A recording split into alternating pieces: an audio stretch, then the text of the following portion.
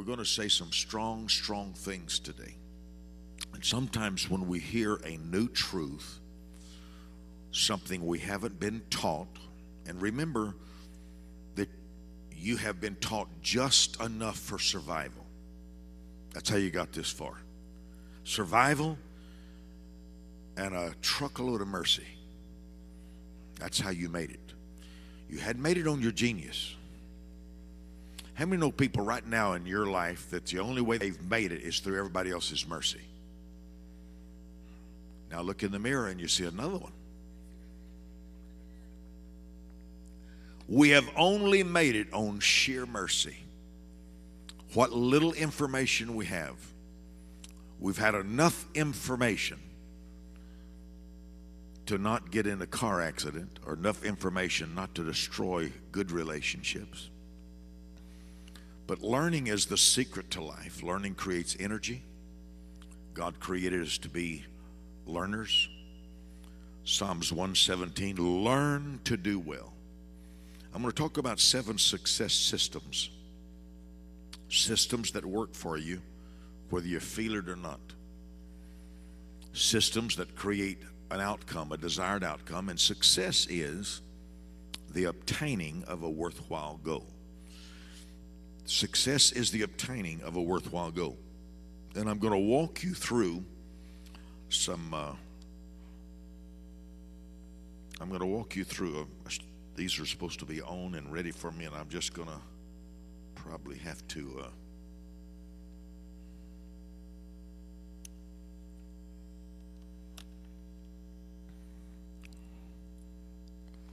let me take the time to set this, because I really need a little bit more time to set up.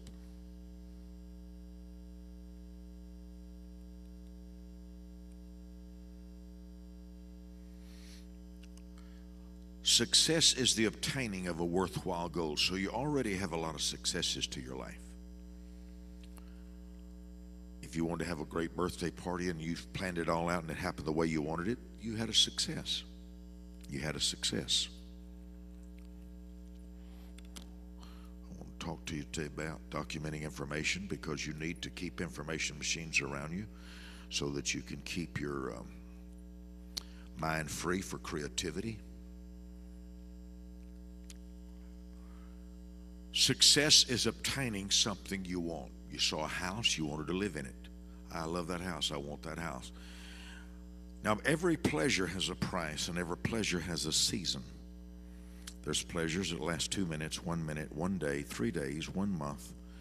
Every pleasure has a price, and every pleasure has a season. Every pleasure has a price, and every pleasure has a season, how long it lasts. You've heard the saying, you get what you pay for. You never get what you pay for. Never. You'll get more or you'll get less. The price does not indicate the value. The price does not indicate the value. That's an illusion. You see a dress and they say, that's $400. Wow, must be a nice dress. Not necessarily. The price was determined by their hope. Could we find someone ignorant enough to pay this much money for this?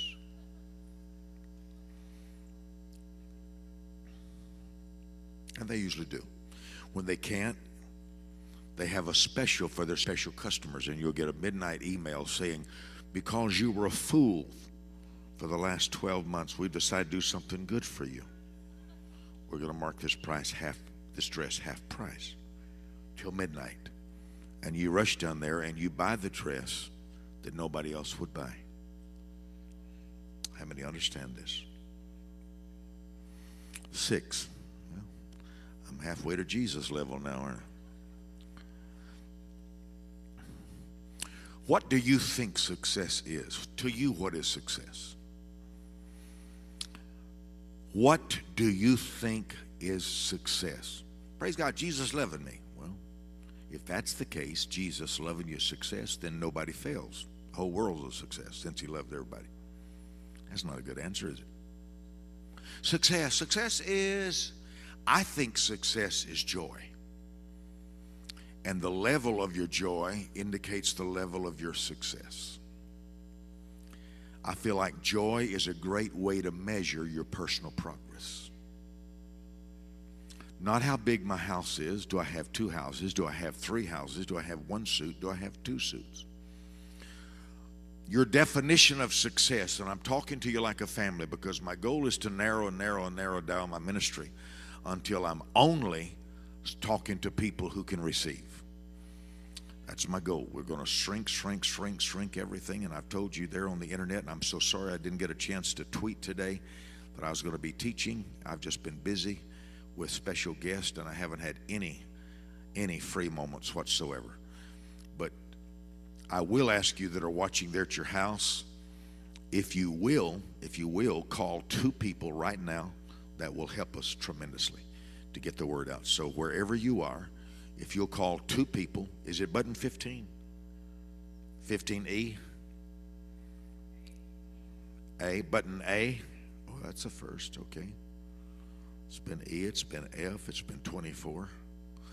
You have to be genius to find our teaching on our website. It's called A Holy Ghost Maze.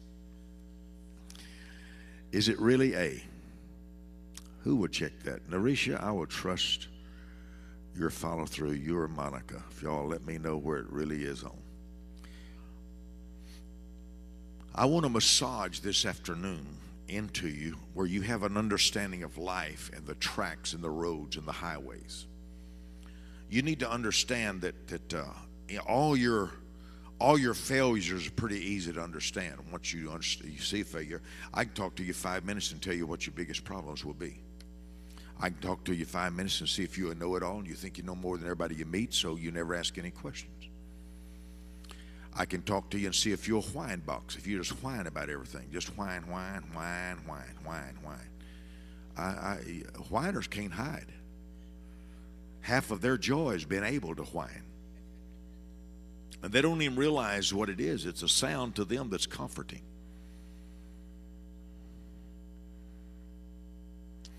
Success is a personal defined posture. Success is an experience. It's not a destination. It's not a place. It is an experience. Success is an experience, and you can have many successes. I remember when I bought one of my iPhones. Oh, I love this. I like this. Ooh, I like this. I like this. And then I remember when I saw another one, an Android. Oh, I really like that. I can dictate straight into Evernote on this. Wow, I can customize it. I like this. Remember when I found the glasses that were my size, 2.0. I like that.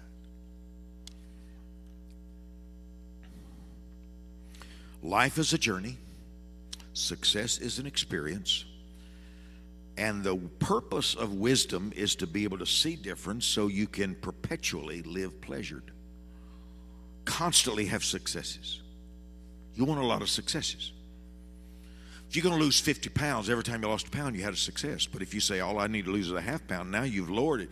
You've made success closer and easier. That's why I tell people, I wouldn't set huge goals. I'd set goals you could taste quickly. I don't want to wait 3 years for joy. This is my 10-year goal. Wow, meanwhile, I could have made suicide last. No, you want goals close enough to enjoy. Taste quickly, taste fast. And I wouldn't worry about the bigness of a goal. I spent my whole life thinking that how big a goal was decided its joy. The size of your goal does not reflect the size of the joy. If that's the case, we all need to marry about a 400-pound friend. Thanks, son. Praise God.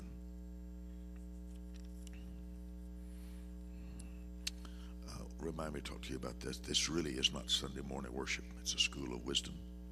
It's like a protege talk on Sunday afternoons that I do on button 24. So if you'll remind me, I'll write that. What is success to you? What is success to you? We're going to talk about territorial management. There is a domain for you. There is a turf where you should raise up to its highest level of excellence. You're going to have to decide what success is to you right now. What is success to you? Is it the owning of something? Is it the experiencing of something? Is it a relationship?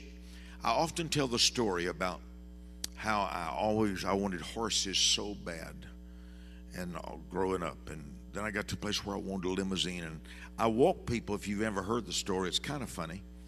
I wanted a limousine, really wanted a limousine, and I wanted it again the other night. Is Hokebed here? Where is she? Hokebed's what, 16 years old, and she had her first homecoming, and no limousine. She was going to drive herself to her own little party. And I was just sick of that. Baby, he's 16 years old. So I was trying to find, I turned to one of my people, I said, find a limousine.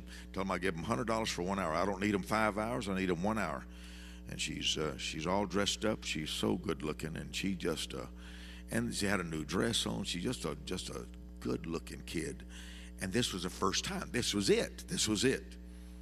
And our sister Vita was, getting her stuff ready, getting her hair ready, and she's going to drive herself. Sort of like making your own birthday cake, And so I wanted a limousine, and I got to thinking about the limousine, because we tried to buy a limousine. There's nothing spectacular about a limousine. They take a car and they cut it in two, and then they add 2 feet in between the two pieces, and that's a limousine. But to the human mind, limousine means class. Ooh. Every time we see a limousine, we try to see who's in there. Must be somebody important. No, it's just somebody with long legs, and they needed a. And nowadays they call a limousine, they call that a stretch limousine. I got to tell you this. Let me give you an example. Like Thursday, we went to Tulsa. I get in a jet feeling like $1 million man, And I fly. I said, boy, this is good. Have your own air taxi. You just feel good when you're on your jet. You just kind of feel special. Guess what picked me up? A taxi with bends and dents all over it. I told Eric, I said, take a picture of every one of these dents. I want to remember this. And they had the name, their phone number all over the taxi. It's like your little girl when she finds makeup. And I sit there, I said, I'm not believing this. I get out of a jet, feel like $1 million. And there's nothing wrong with the taxi if you're expecting it. I said, well, and I talked to, she said, well, they said it was a limo. I said, honey, they said it was this. They said it was that. I said, next time you get a picture of it. They have to send you a picture of it. It doesn't match the picture. There's nothing wrong. I don't mind taxis. If you know you're going to ride in a circus taxi.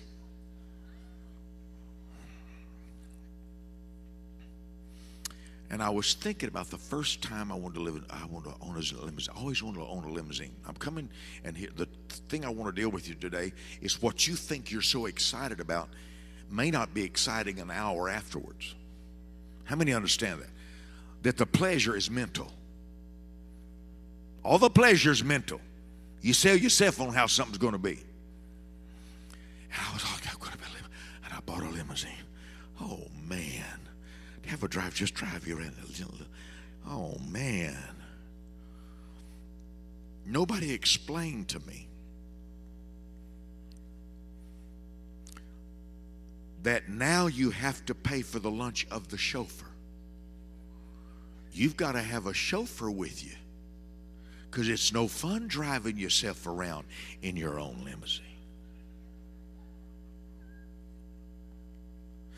So you find yourself eating, and your chauffeur's out there starving, and you feel like, my Lord, it's like leaving your dog in the heat. And the police comes up and puts you in prison. Now so you bring your no more this limousine. No more privacy now. None, none, none. So you bring your chauffeur in. He sits there, and he sits there at the table with you and hears every private conversation you have with everybody. And then he gets inspired, and you got a $40 meal there. And when you finally get home, it dawns on you that all the windows were tinted, so nobody got to know it was you. So the whole limousine thing was an inside job. Isn't this special? Isn't this wonderful? I'm in a limo. Now, if you ride very many limos, it dawns on you that it's only a two-seater. Every limo is only a two-seater. Everybody else has to sit sideways and look out the window, and it's like going through life like this. I could tell you. So I sold my limousine and took the money and bought 4 horses, not knowing you have to buy 4 shovels when you buy 4 horses.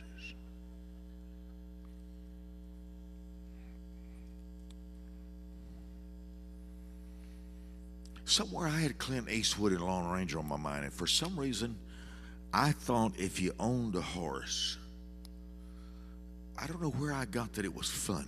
I have no idea. But I was under the impression they were. I didn't realize you had to watch your head, because if one of them jerked their head, you could have a broken jaw like that. They could step on your foot and you hurt for days. How many's ever owned a horse? How many's ever wanted to own a horse?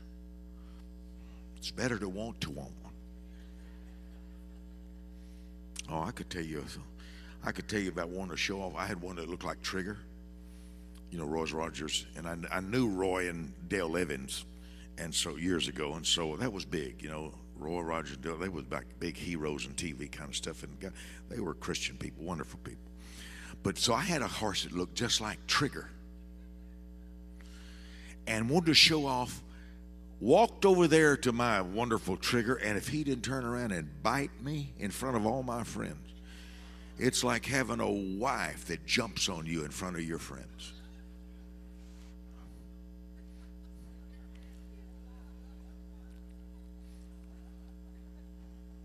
My goal was a reaction, and I got it. There.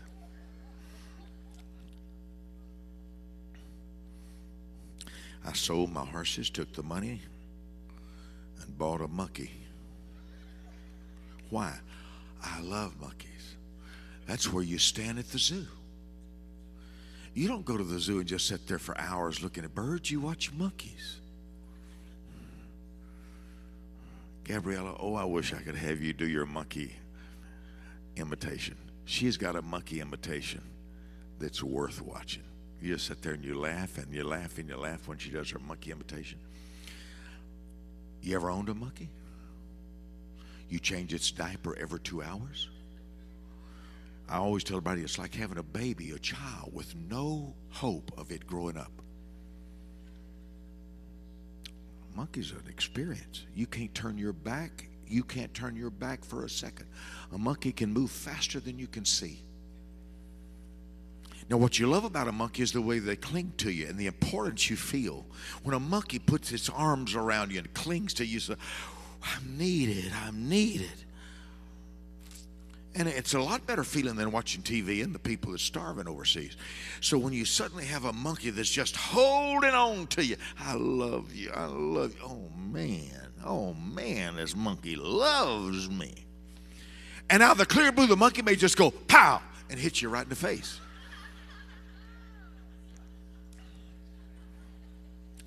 It's a built-in insanity system.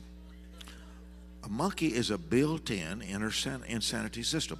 You have no idea what it'll do next.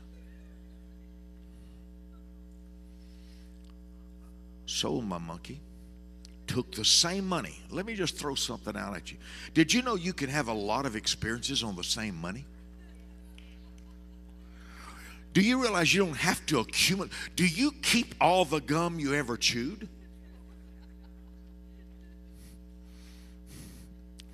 It is possible to have many experiences on the same money. Buy something, don't like it, you sell it, create another experience. All the same money. Same money. The same money. I didn't have to have a lot of money. I had enough money to buy a limo. Then I had enough money to buy horses. Then I sold it and had enough money to buy monkeys. And then I bought a zebra. And you know my story about the zebra. They're insane. Now, inside of me, I like the look of a zebra. You ever gone through a travel book? You ever gone through a travel book? Wow, they just jump out. Zebra. Zebra. I had camels. I had 25 peacocks, about 16, 20 emus, which are like ostriches. And I had a lion, all those kinds of, you know about my love for animals. So I had all that, but I didn't have a zebra. I checked out giraffes. Building has to be too high. I checked out elephants, because don't you feel loved? Don't you feel like a big old elephant just kind of likes you? You don't know why, but when you see an elephant, you don't think of being set on by the elephant, do you? You think the elephant says, "Hi, let me pick you up. Where you want to go?"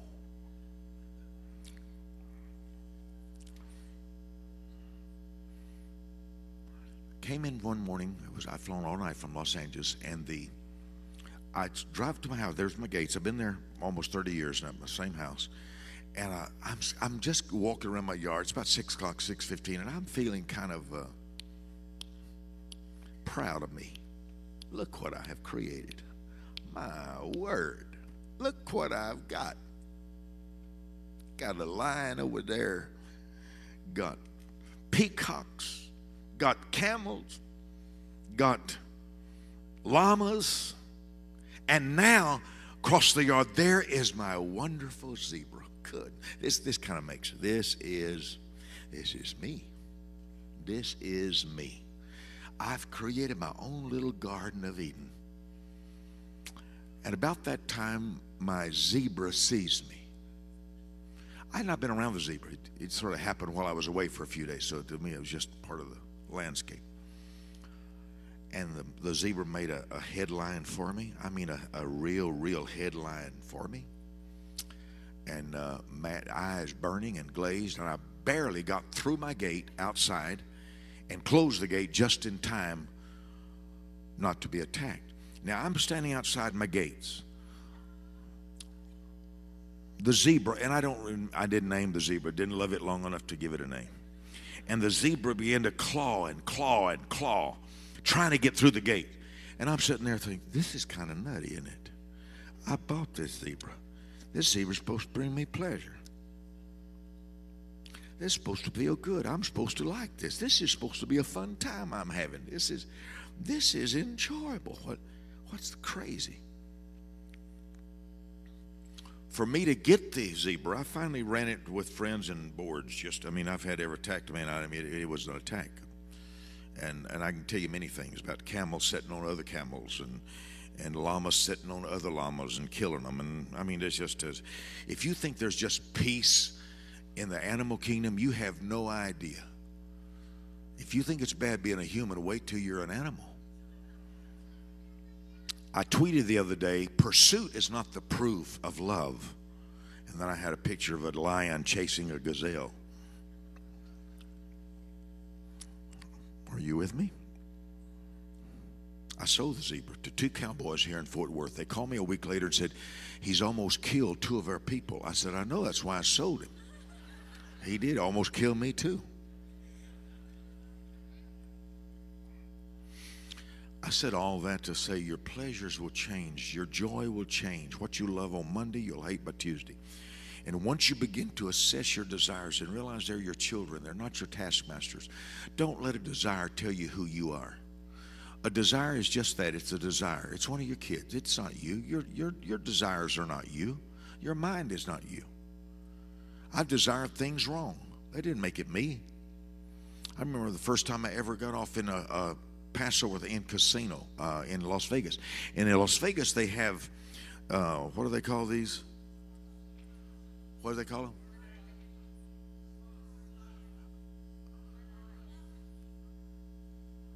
Some of you are scared I'm going to tell on you. There's no cameras on you. You're not going to. Slot machine. Thank you, Pastor Darrell Yarborough. He explained what they were over here. A slot machine. I know the one-armed bandit. A slot machine. And so I've got a couple of hours between flights, and I'm looking there. I said, you know what a testimony this would be. If I put a quarter in and got back, $50,000, I could tell everybody how God, and I can find scripture how he lays up the wealth of the wicked. See, I knew you knew that scripture. So inside me, there's all this, I could do this. Maybe I could do this and make, what a testimony. And I'd be a gambler. I'd be a gambler is a person who has misplaced hope. All of Las Vegas was built by losers. All that money there, you see, that's folks who had it. They brought it to Las Vegas, and now they went back home without houses, without cars, without clothes, without watches. Las Vegas is a beautiful, beautiful, showing you how losers lose everything. One of the most fun cities, gorgeous cities that you'd ever want to see.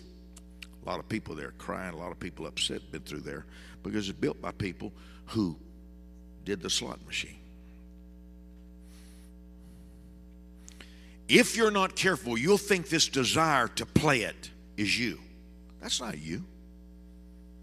You're going to have 1,000 desires come through your life. 1,000 desires going to come through your life. And you must make that desire a child. It's not your master. You don't work for a desire. Desire works for you. I never tire of the wisdom of God. Wisdom is the ability to recognize difference, right and wrong, evil and righteousness, difference in people, difference in a countenance, difference in a moment, like the blind man crying out to Jesus. The dominant purpose for wisdom, and don't you love the wisdom of God?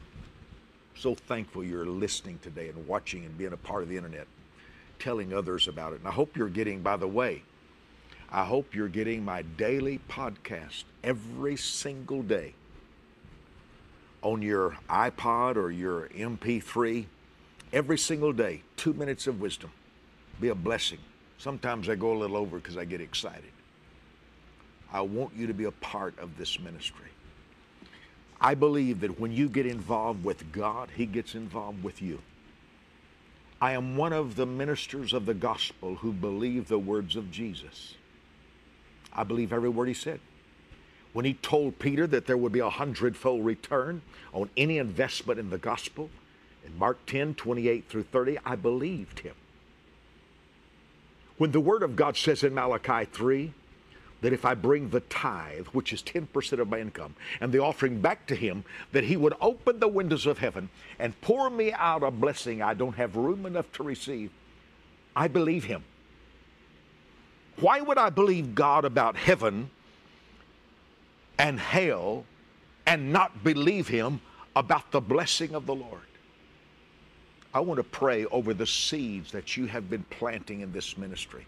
And by the way, I have an incredible gift you're going to love. In fact, it's probably one of the greatest gifts I've ever offered. We're asking the Holy Spirit for 300 partners this week who will set aside a seed of $300 for our outreaches. I need your help. I want you to help me.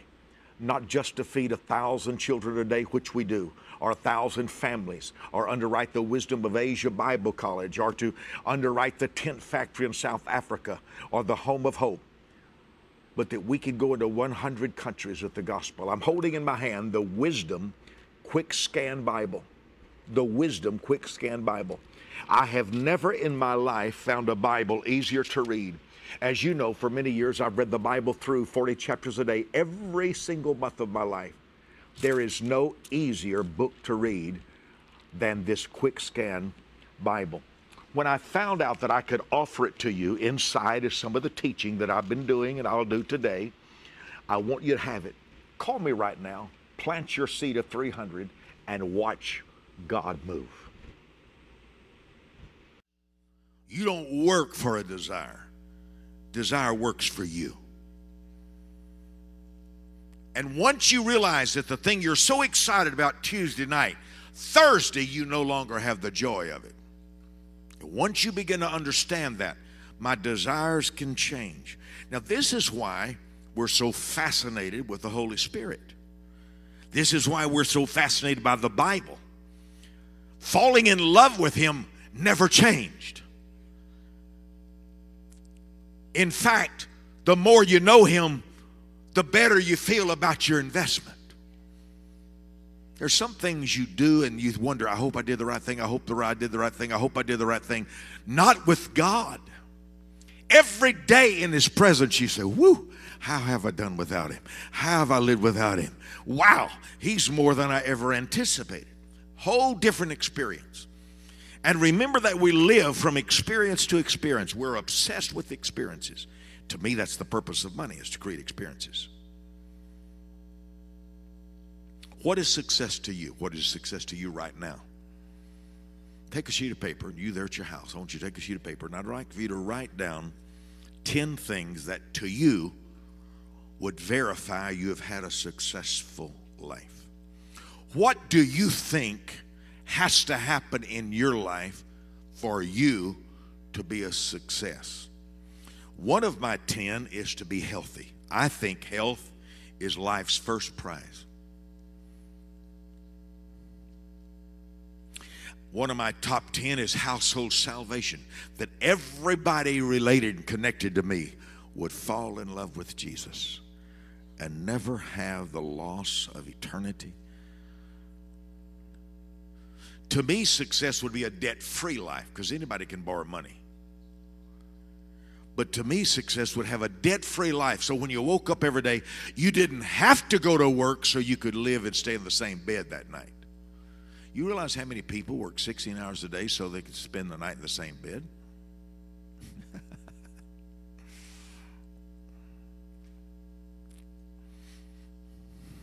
To me, a successful life would be lose 40 more pounds.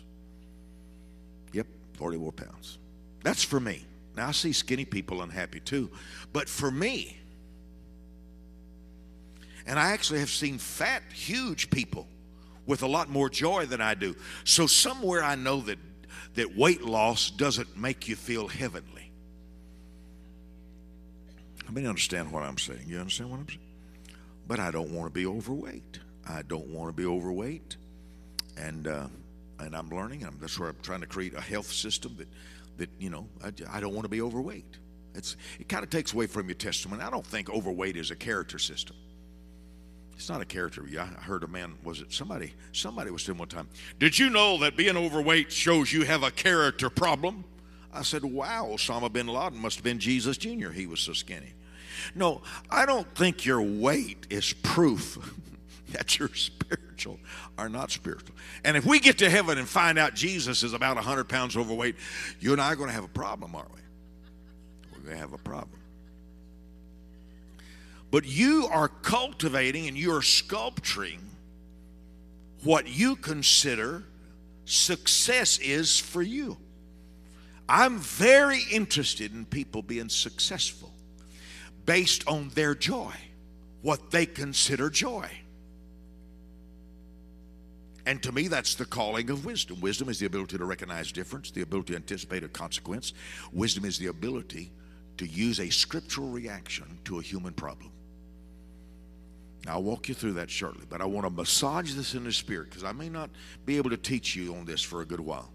And I want you to see the basics. What is success to me? Write it down. What's the top 10 things? What's the top 10 things would it take for you to believe you were successful? Now, if you're going through a breakup right now in a marriage or a boyfriend, girlfriend, you would say, I'll tell you, success to me would be the restoration of love and him to love me again and her to love me again. That's okay. Put that down. It's connected to you. It's whatever's connected to you. What do you think success is to you?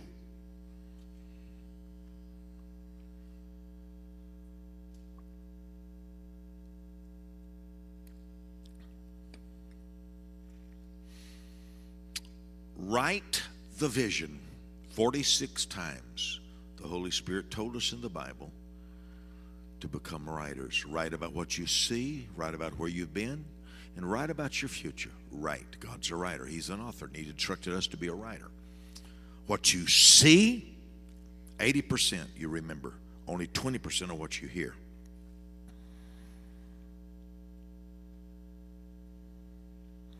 Write down your goals. What to you would be an exciting life of success? It may be all my children serve the Lord. Write it down.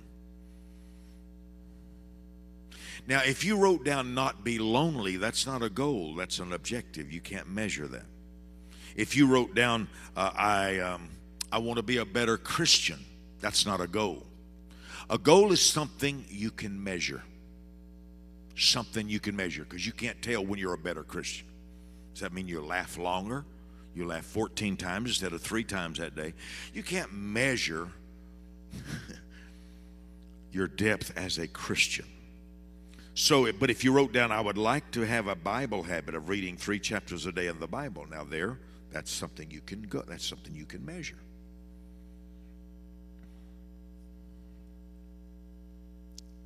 Write down your goals. Now number them. And the 3 that excite you the most right now, the 3 that create the most energy in you right now, circle 3 times the number. If you've written down 10 things and numbers 1, 4, and 7 excite you the most, more than any of the others, then circle those 3. Read your passions. It's one of the way God talks. God talks to you through desires and passion. It took me 12 months to write the book Dream Seeds because I was going through a harrowing experience in a relationship at the time. And it was up and down. But I wrote Law of Recognition in 17 hours laying on the floor in prayer. I've written some books in one night and others take me 6 months because passion is a force for creativity. Passion is a path. One day of passion will produce more rewards than 1,000 days without passion. This is why I talk to you about your inspiration. I'm going to talk to you this in a few moments about your celebration system. How do you celebrate? How do you inspire yourself? Because nobody else has thought about you all day in a wonderful way.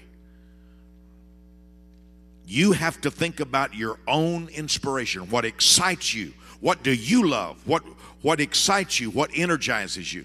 I ask you to write down that list of goals. What are the top 10 things that if those 10 things happen, you would be a success? I remember when having a debt-free wisdom center was a goal. And then it happened and it was no more a goal. Your goals will change. Sometimes they're progressive. Sometimes they're contradictive. If you wrote down, I want a peaceful life. And then you wrote down number 3, I want 17 children. See, those are contradictory goals. So your goals need to be clear. They need to be perceptive. They need to be defined. What do you want? What do you like? What do you need? And they're goals for now. And your goals are based on perception, how you perceive something will be. I know if I do this, I could just know what it's going to be like.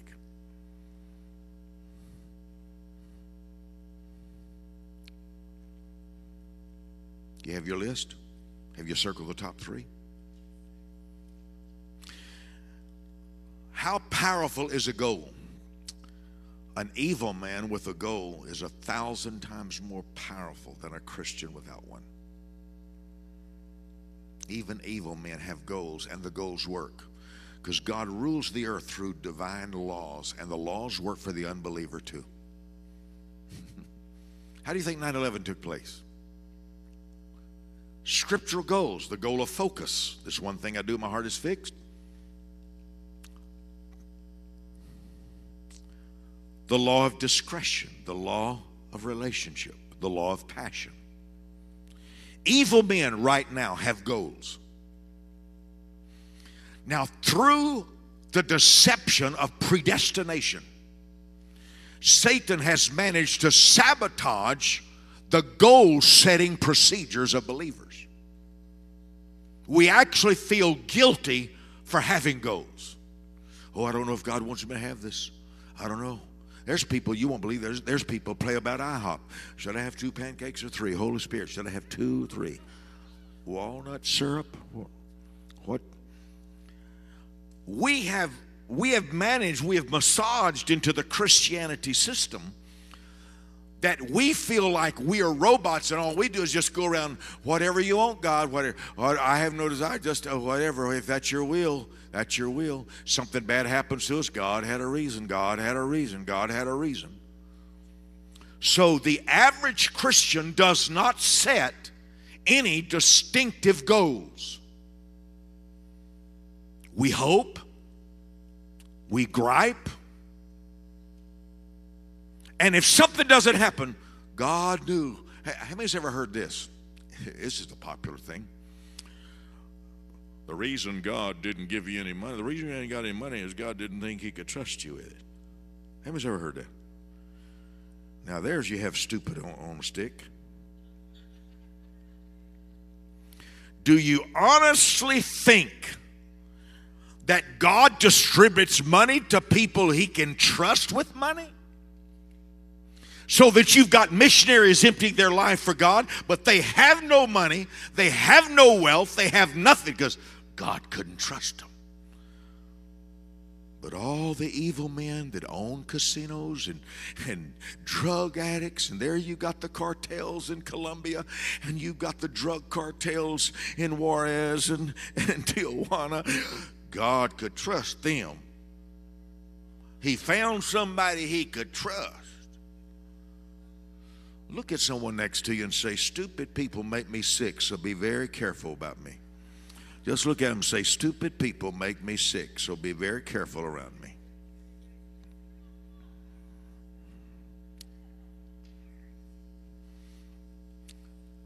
If everything that happens was planned by God, why is there an instruction to learn, to sit at his feet, be taught?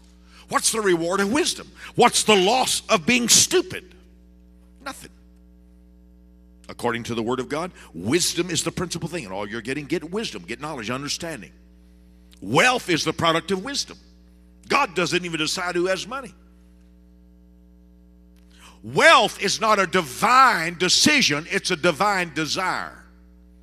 Wealth is a product of divine design, not design decisions. You saw my precious father today. They don't come a better man than him. Never sinned a day in his life. I haven't met a human as holy as my father. But he had no money. Why?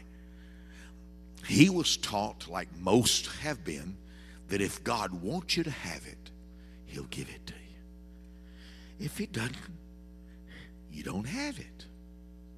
We never saw that goals, setting goals.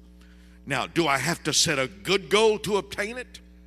The worthiness of a goal may have divine sponsorship, but it doesn't guarantee a divine outcome. You can have good goals and never achieve them, not knowing how to achieve the goal. What are your goals? How would I know your goals? If I looked at you, Sue, and said, how strong do you really feel about those goals? You'd probably say, very strong. Think about them all the time. And I'd say, Sue, I'm going to go to your house. Sue's one of my best partners. She's one of the most significant seed sowers in my whole life. But if I went to her house and I looked on her walls, I'd say, Sue, this is when you was a kid. This is pictures of everybody. Where's the pictures of your goals? What you want to obtain, what you want to have, what you want to do. Have you designated one wall, just one wall, just to your goals? Have you?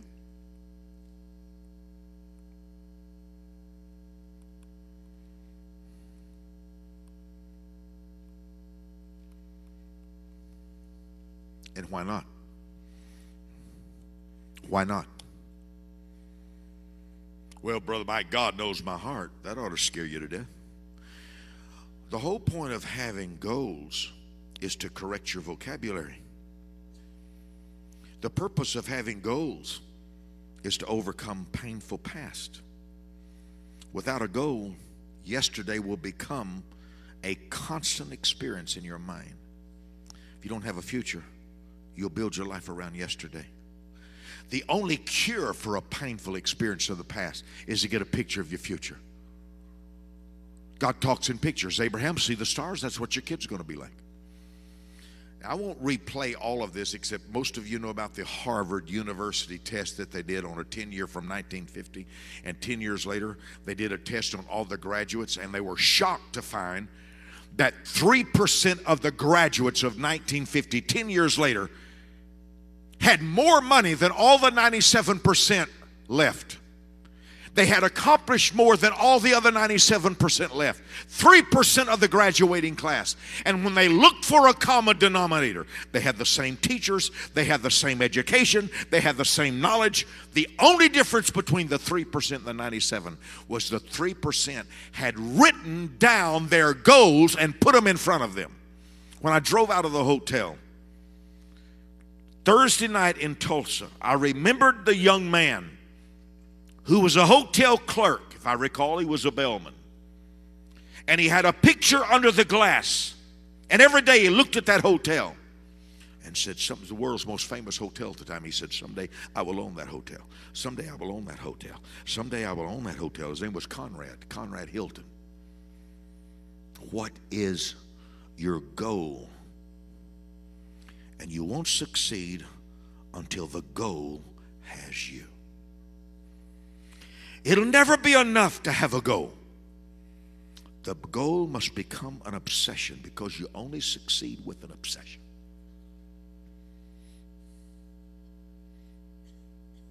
If I say, come up here, I want to find people to have a job, because I don't think there's anything to find a job. I think anybody in the world can find a job. Everywhere there's a problem, there's a job. Everywhere there's a job, there's a future. That's all a job is problem solving. You find a problem to solve. Everywhere there's a job, there's potential for favor. And everywhere there's favor, there's honor. And everywhere there's honor, there's money. Money is packed in every nook and cranny of the universe. Nothing on earth is more plentiful than money. Nothing. If you scratch your car, somebody makes money. You get thirsty, somebody makes money. If you break a glass, it's called attention getting. Works. Even made you look, didn't it, Pastor? It's purposeful. Even when there's a problem in the world, boy, I got your attention. You don't have to have the anointing. Just throw a glass. You got the attention there. Everywhere there's a problem. Don't look so worried, Laura. It'll be picked up. We'll get another glass, and it'll work. Everywhere there's a problem, there's money. There's money. I'm not asking for it to be picked up now either, if anybody's getting excited about it. Everywhere there is a problem, there is money.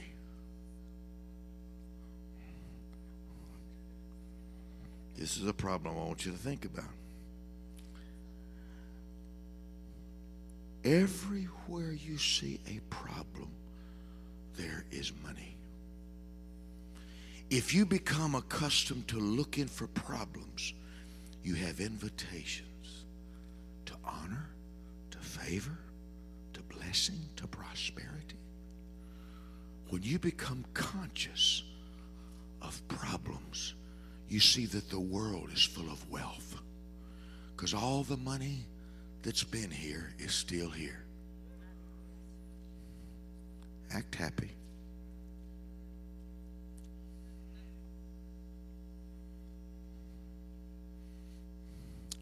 If I go to Sue's house and I say, Sue, I want to see your goals, I can't help you until you have a goal. God can't help you until He knows what you want. What do you want your life to be like?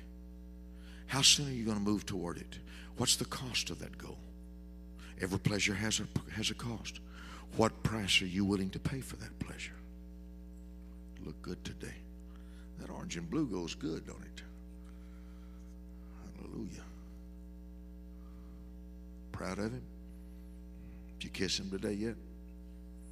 Twice? Was it memorable?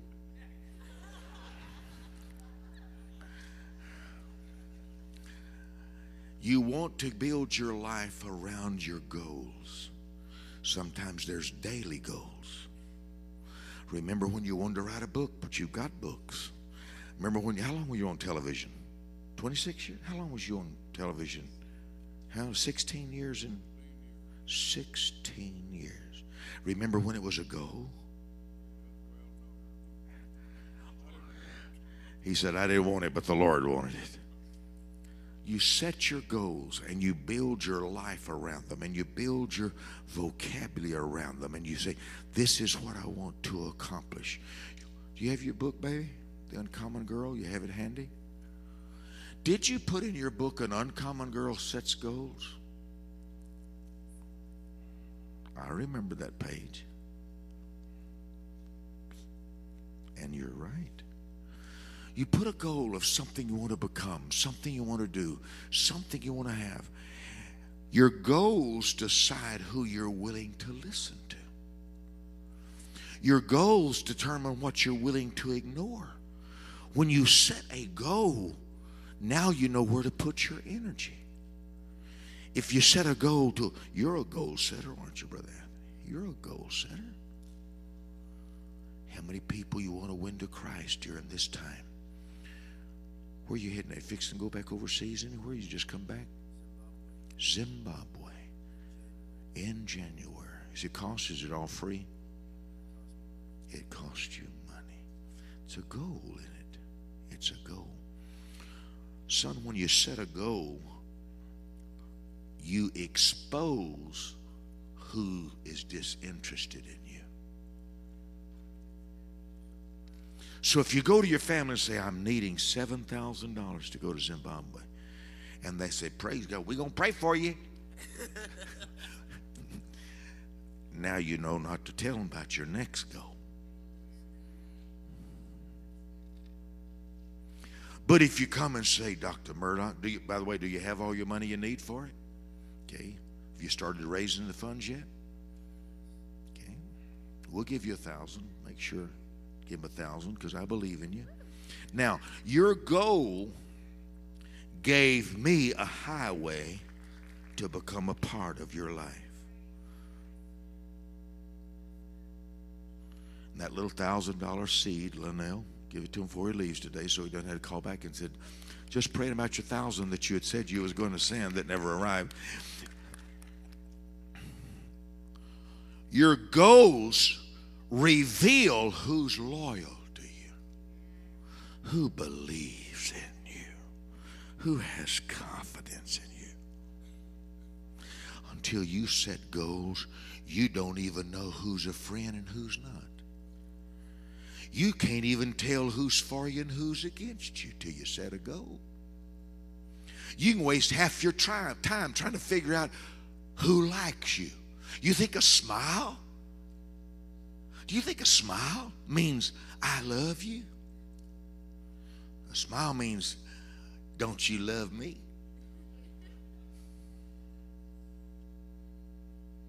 Your goals.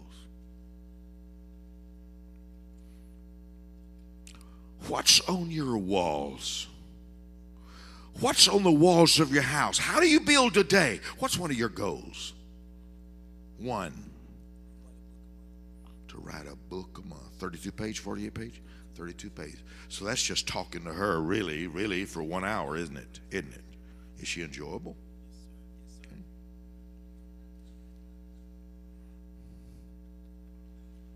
I'm sure there's one night a week that you're going to talk to her for 1 hour on something. One night a week, right? You have a love night that you just talk to her about your goals and dreams. Knowing you do it every day. I know. I read about it every day. You got more goals than I do. A book a month. I'm saying all this to get you goal-oriented, to think of success. What do I think success is? Now let me give you the 7 systems you're going to need. Number 1, you're going to need an information system. You're going to need an information system. Where are you going to gather all your knowledge? Where are you going to put it? Writing is the slowest way to document information.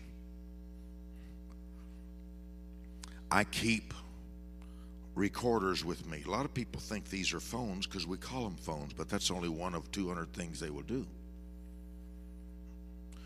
Why would I hire a secretary to type for me if I can sit right there and when I have an idea, just click and it types it out for me and puts it right in front of me?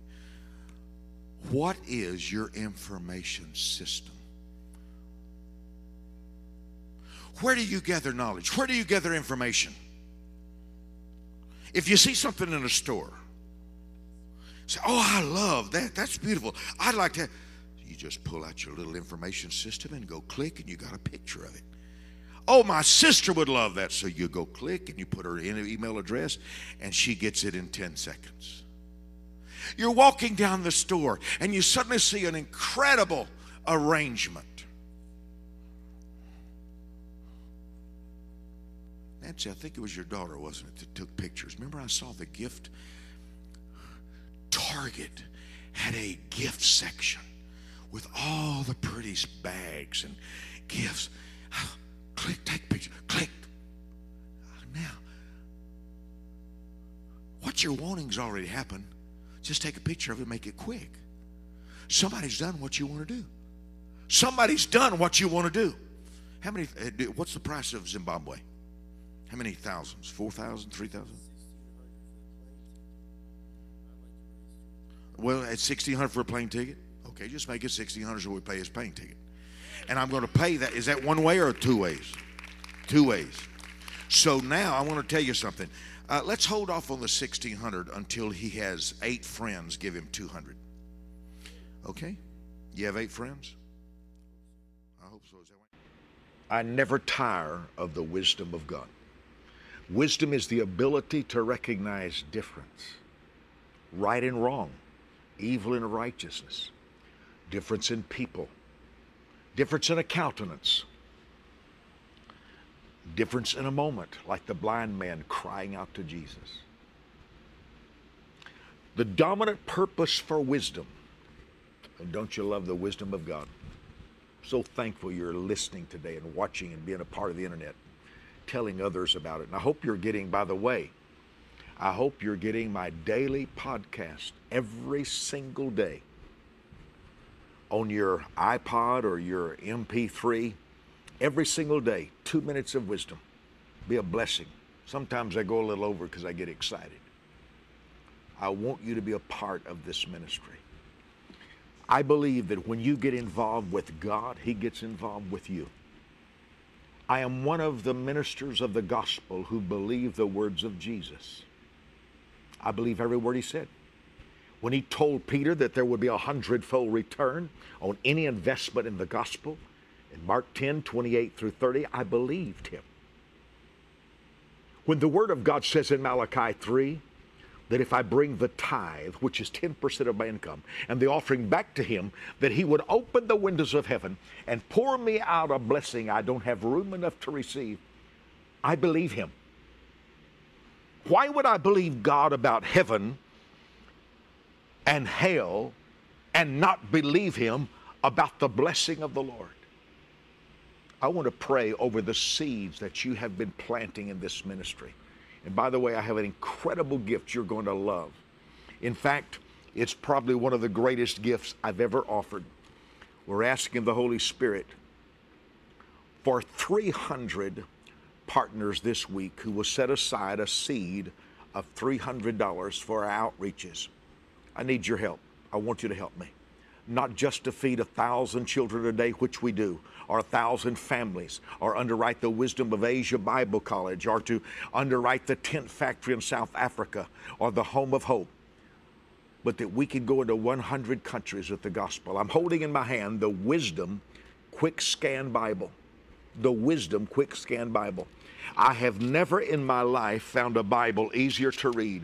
As you know, for many years, I've read the Bible through 40 chapters a day every single month of my life. There is no easier book to read than this Quick Scan Bible.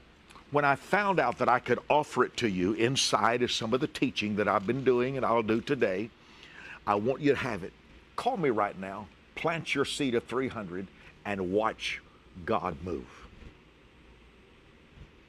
Until he has 8 friends give him 200. Okay? You have 8 friends? I hope so. Is that why you're going to Zimbabwe, make new friends? Because you don't have any here? Do you have any new friends? Now, I'm going to hold off on that for a reason. I'm going to make it a challenge 1,600. I know you got 8 friends. You're a soul winner. People love you. I want you to call 8 people you like and say, Mike Murdock just said if 8 of my friends would give me $200 on the Zimbabwe, he would pay the 200. Would you be one of the 8? Do you feel God leading you to be one too? If they say, I'll pray about it, say, oh, you don't have to. Let's pray right now. Don't ever tell us I'll pray about it later. I know those kind. Say, would you mind if I prayed something? I'm asking God for 8 people who love souls, who love the Word of God, who believe in me to help me in Zimbabwe. And Mike Murdock just told me if I had 8 people who believed in me enough to plant a little $200 seed, he would equal their $200 and pay it too. That means, Bill, if you would plant a $200 seed in Zimbabwe today, Mike Murdock would give me $200 too. Would you be one of those 8? You have people who can do that? You don't have to work on it. You make them call. You call them. There's nothing to work on. You call them.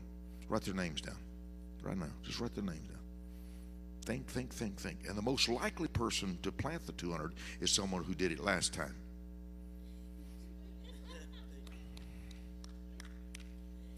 Now it's called challenge seed, which now what you're going to do, you're going to call 8 friends, and I hope you do it by 10 o'clock tonight because this thing is from the Lord. You can call 8 people and say, you won't believe what Mike Murdock just told me. He said, if I had 8 friends who would plant $200 seed, he would equal it. He would pay it too. Would you be one of my 8? Don't have to have it for another 7 days.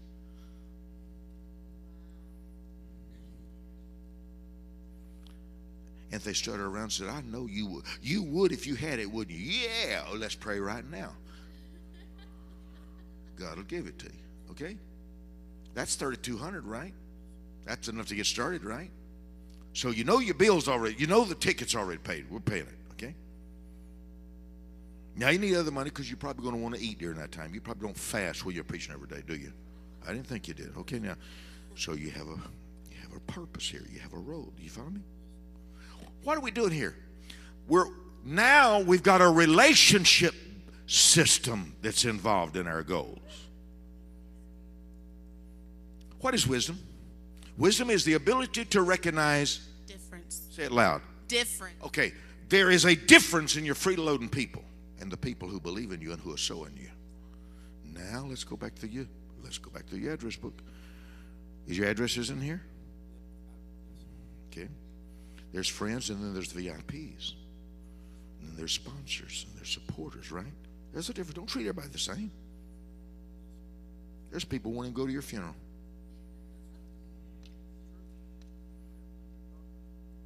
There's people who would go, but they planned a picnic. Pick out your top 12 people. Write down your top 12 people. Just write down their names right now. I'll wait. Watch while you do it. My name's not even on there yet. My Lord, son. I thought. Yeah, Michael's okay. God knows me by both names. Is there some water? You want to do that for me? Thanks. She planted your seed. Yeah, I got water. She reached over and got Carolyn's.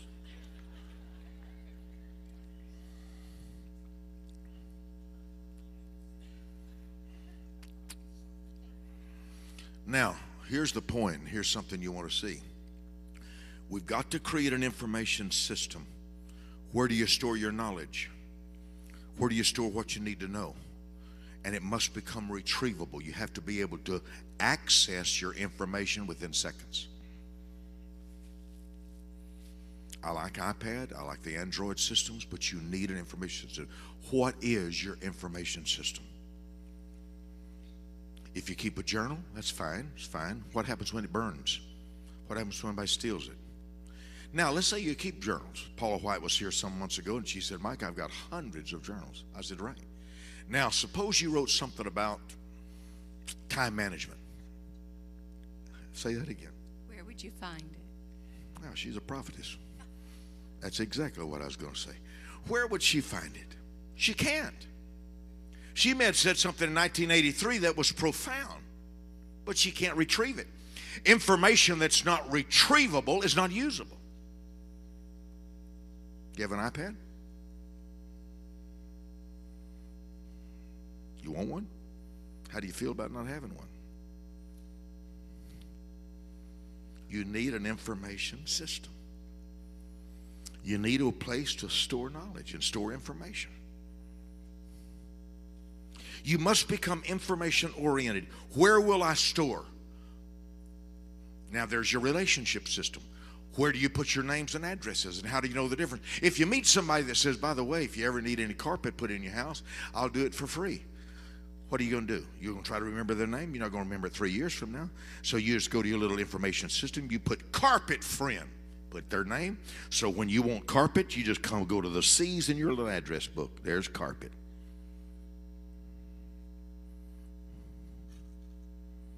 That's a good one. You smart. Huh? I see that. You smart. You smart. You cultivate an information system. It becomes a relationship system. If your car breaks down, who do you call? Somebody. You have AAA. You have a list of the top 3 people in case something happens. You have vendors. A vendor, somebody you do business with, so you keep a vendor list. A vendor list. If your roof leaks, what do? Go through an encyclopedia? No. Call us.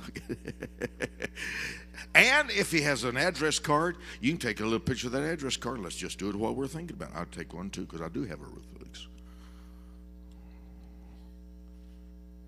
And there is a system here. You just take a picture of that, and guess what? Your Evernote program will retrieve every word on there. You do know that, right? Evernote. You do know that if you take a picture of that, 2 years from now, you can recall any word that's in that picture and pull it up. Just to give an example. The other night, somebody asked me, what is the Villa code for my environment? I can't remember all those things. So I just go to Evernote, click, code, and up comes all my codes. You are one click away from pleasure. I bet that becomes a advertisement theme. Got a few more minutes to go? Okay. Let's work on your information system. You have an iPad?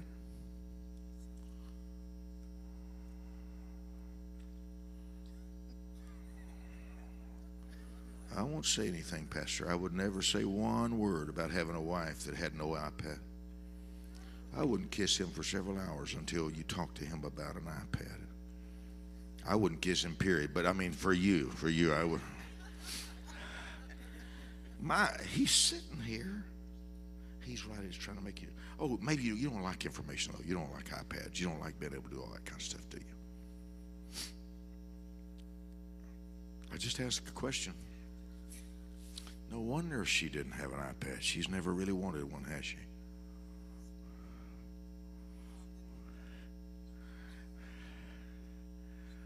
I'm joking with her, folks, because she can handle it.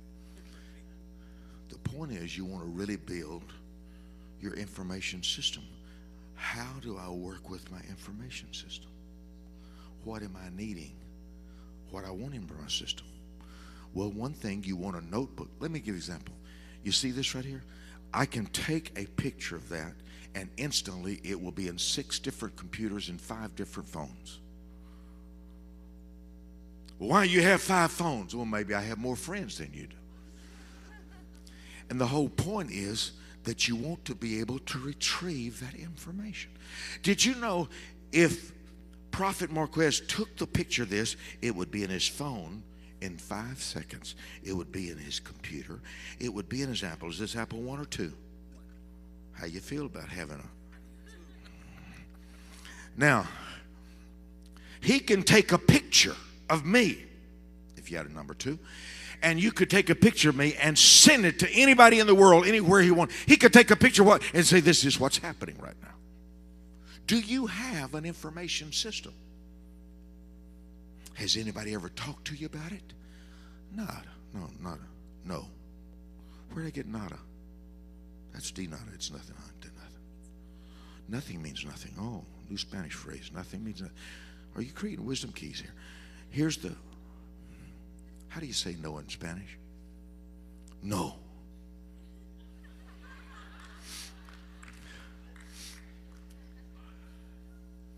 Thank you, brother. And I could tell Brother Kelly really wanted to help me on my glass. He's scared to death. Nobody can concentrate thinking I'm fixing to walk on glass. No, we all walk on water. We don't walk on glass, do we? You want to, Brother Kelly, you can help me now on this glass over here. I know you was really wanting to. And I could see Laura over here. She's gotten some gray hairs since I threw that glass. Now, what is your relationship system? Do you have one? Do you have a list of vendors and the people who work if you have a problem? Have you named the top 10 problems you normally have and the 10 people you'd call instantly if something happened? Where do you store your secrets? All your secret codes and passwords, where do you store them? Not in your head, hopefully. What if you had a headache? Now they're all messed up. So you have a place where you store your knowledge and your information. I can tell I'm boring some of you. This is, to me, is fascinating because no one ever told me about an information system. Nobody ever told me that. Pastor Davis, nobody ever told me I needed an information system. There's one more here. Now, let me ask you another question. How do you manage your task? Write this down. I am exchange. I am exchange.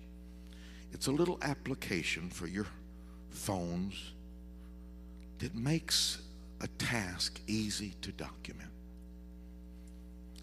If I have a task for Evita, let's just say somebody comes up and Evita handles all my personal correspondence. She's the one that when I need somebody, I go through her for most things that I won't repeat it because she's accuracy addict. She is just accuracy. She never misses a word. Never. Always exactly on it. So if I tell Evita, I said, Evita, such and such. You know what she does? She turns on her iPad and just sits there and talks because she knows that talking is 5 times faster than writing. Now, in an Android system, which is a little different than an iPad, everywhere you can type, you could talk it instead, and it would type for you. Why would I go through my life? Why would I? You'd have to be half parrot to enjoy texting. God, what you doing? I'm texting. You're a Texan, huh? No, I'm texting. Now, get this and get it through. There has to be a system where you document tasks, when to do it, who's going to do it, and who needs a copy of that task.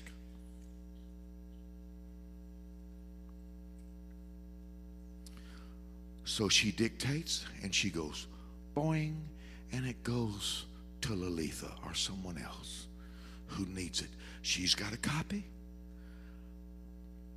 I've got a copy. And in all of her electronics. See, electronics is an information system. It's a world where you can gather information and distribute it quickly. Now, why is time so important? It's the only currency you can exchange for anything else you want. God didn't give some people 26 hours, other people gave 20. He gave us all the same amount of time. When my bills became 18 million a year, I realized there's 52 weeks in a year. 2 weeks for vacation leaves 50 weeks. 50 weeks times 40 working hours a week is 2,000 working hours a year. Now just think for a moment.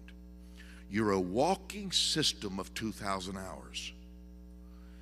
But you have a goal. Let's say your goal is this, and it comes to 20,000 a year. You know with 2,000 hours, you got to make $10 an hour to get your $20,000. But you got a little higher goal. Wait, Brother Mike. I want to be able to make a house payment for $1,000, and I want to buy a car, and my bills are $40,000 a year. Okay, no problem. You got 2,000 hours to exchange, which means you got to make $20 an hour times 2,000, to get your $40,000 a year. For me to get my $18 million, I have to make $9,000 an hour. Now, does that mean I go to the corner and I sell pencils as quickly as possible? No. It means suddenly I look at my 40 hours a week. Where can I make the best decisions? Where can I make the best decisions?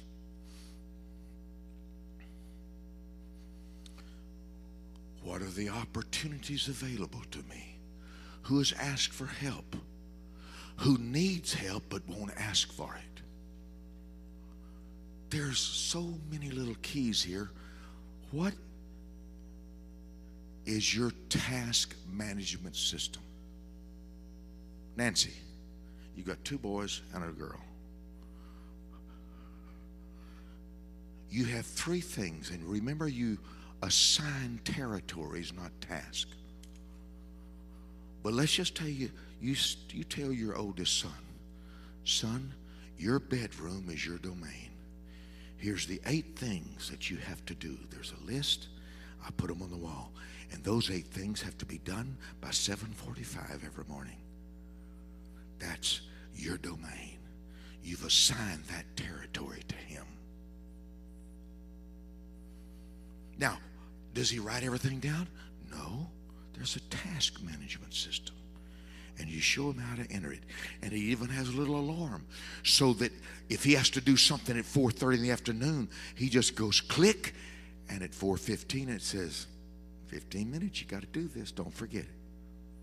Never trust your mind. You ought to know that by now. Use your mind for creativity. Do you have a task management system?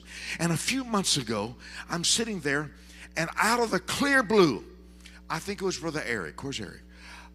I said, Eric, you have that? Yes, sir, I've got it. I said, let me see your task management system. Well, it was deciphered. It was like in code. It was something only Eric would know. Kind of messy, wasn't it? Everybody's task system is a mess because they've never been taught how to manage their task.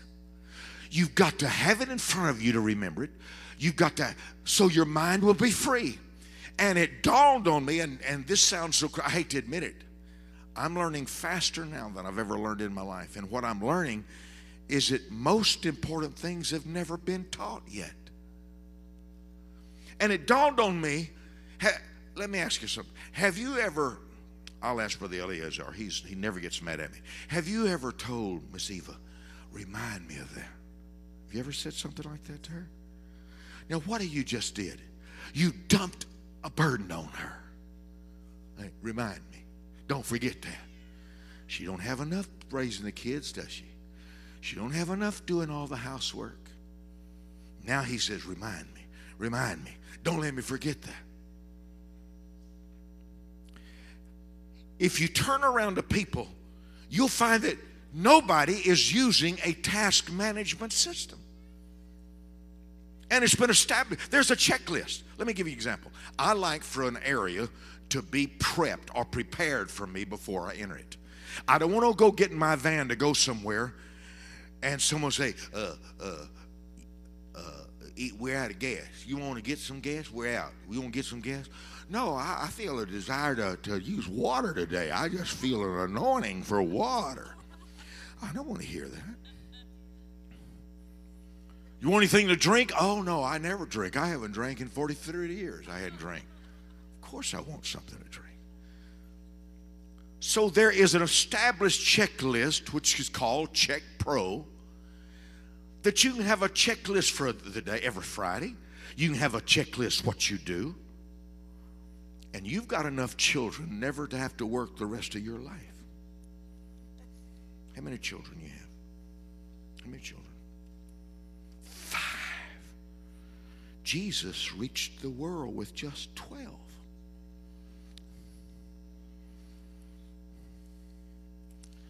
So there is a little system called Check Pro, and that's a checklist. And the children can have their own checklist. It's always there. This is what you do at 8 o'clock. This is what you do at 8:15. This is what you do at 8:30. There's a checklist so you don't have to remind yourself. It's simple. But it's all this is territorializing your world. You literally are creating a territory management. You're managing your territory. If you can't keep one car clean, why are you buying two? That's why he only gave us 2 ears. What if he'd given us 17? We'd have never had clean ears, would we? Do you have a task management system, Amy? You have a checklist?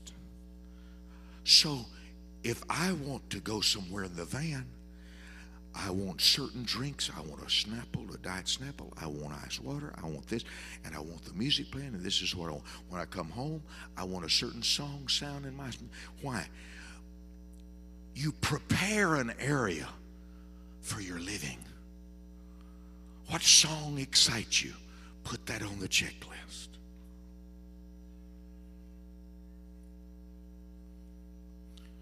And out of the clear blue, it just hit me. I said, this is crazy.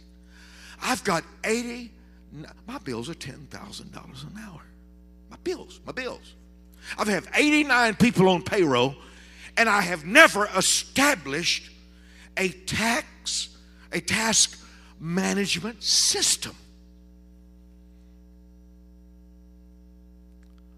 But for years, I've said, write that down, Carolyn. Don't forget, write that down. Lord, don't forget that. Write that down. Have you written it down? Where? Somewhere. I wrote down somewhere. And so she goes through her dresser drawers, and she finds 9,400 pieces of paper. She wrote it down, but she couldn't. I'm just joking with you. But she couldn't retrieve it. She couldn't find it. Did you know if you can't manage your territory, God would be foolish to enlarge you?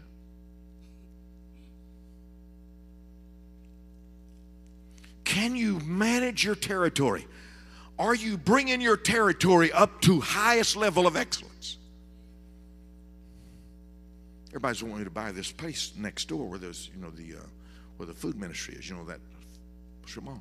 I said, we can't even keep the Wisdom Center clean. Why would I buy more things to do? Let's raise our present turf to its highest level of excellence. Now I'm going to make fun of somebody. I won't tell you who they are, but I turned to someone recently and I said, take a picture of that.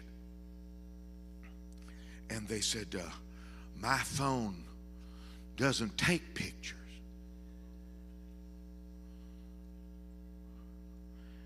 And I stopped. I said, let me get this straight. Let me get this straight. And they said to me, it costs more. The monthly bill, it costs more. I said, how much more? $14 a month. I said, let me get this straight. You don't think the world is worth 50 cents a day? So you're not about to pay 50 cents for the capacity, the ability to take pictures of the whole world. A rainbow can come up, but it's not worth 50 cents. Your daughter has a baby. That's possible. The baby's ugly. Maybe you don't want a picture. But the ability to take that picture, this is called provoking. The ability to take the picture is there. Now to you, he may not be a good looking man. You may have married him because he knew Jesus. But there are times he's got some sizzle to him. And there's times, where's the towel? Somebody go and throw me a towel. Is there a towel? Is there a towel? Is there a towel? My Lord, $1 million? That's not a towel. And you teaching English? That's not a towel. That's not a towel. Okay. Remind me trying to train you on that. Let's just say he comes out of the bathroom and he's feeling, thank you, sir.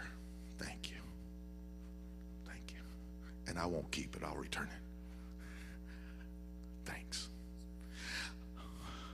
He comes out of the bathroom. Now, there's a picture I have of myself like this, and it inspires me. It makes me remember when I was frisky. 65, you're not, but at that time I was. He comes out of the bathroom. And he looks at you with a certain look. It's a Holy Ghost look. But it's not a desire to pray. And something in you says, man, honey, I wish I had a picture of you just the way you look like that. Man.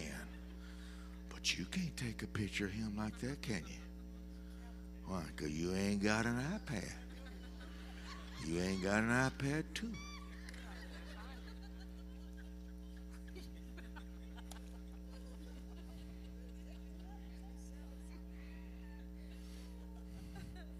This person told me that the whole world didn't have enough beauty to invest $14 a month in it.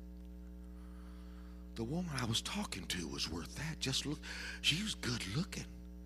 I'd have paid $14 for a picture, much less the camera. But in her mind, she was saving $14. Hallelujah. And couldn't take pictures of a talking pumpkin if God gave her a miracle. Imagine if God said, I'm going to give you a miracle and let a pumpkin talk to you. Thought of that being October. If there was a talking pumpkin, she couldn't videotape it. Why? I never tire of the wisdom of God. Wisdom is the ability to recognize difference, right and wrong, evil and righteousness, difference in people, difference in a countenance, difference in a moment, like the blind man crying out to Jesus. The dominant purpose for wisdom, and don't you love the wisdom of God? So thankful you're listening today and watching and being a part of the internet, telling others about it. And I hope you're getting, by the way, I hope you're getting my daily podcast every single day on your iPod or your MP3, every single day, 2 minutes of wisdom. Be a blessing. Sometimes I go a little over because I get excited. I want you to be a part of this ministry. I believe that when you get involved with God, He gets involved with you. I am one of the ministers of the gospel who believe the words of Jesus. I believe every word He said. When He told Peter that there would be 100-fold return on any investment in the gospel, in Mark 10, 28 through 30, I believed Him. When the Word of God says in Malachi 3, that if I bring the tithe, which is 10% of my income, and the offering back to Him, that He would open the windows of heaven and pour me out a blessing I don't have room enough to receive, I believe Him. Why would I believe God about heaven and hell and not believe Him about the blessing of the Lord? I want to pray over the seeds that you have been planting in this ministry. And by the way, I have an incredible gift you're going to love. In fact, it's probably one of the greatest gifts I've ever offered. We're asking the Holy Spirit for 300 partners this week who will set aside a seed of $300 for our outreaches. I need your help. I want you to help me. Not just to feed 1,000 children a day, which we do, or 1,000 families, or underwrite the Wisdom of Asia Bible College, or to underwrite the tent factory in South Africa, or the Home of Hope, but that we can go into 100 countries with the gospel. I'm holding in my hand the Wisdom Quick Scan Bible. The Wisdom Quick Scan Bible. I have never in my life found a Bible easier to read. As you know, for many years, I've read the Bible through 40 chapters a day every single month of my life. There is no easier book to read than this Quick Scan Bible. When I found out that I could offer it to you inside of some of the teaching that I've been doing and I'll do today, I want you to have it. Call me right now, plant your seed of 300, and watch God move.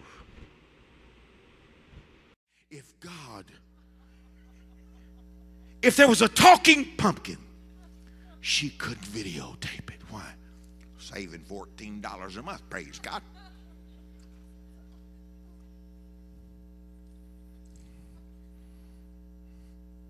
Celia, you got two gorgeous children.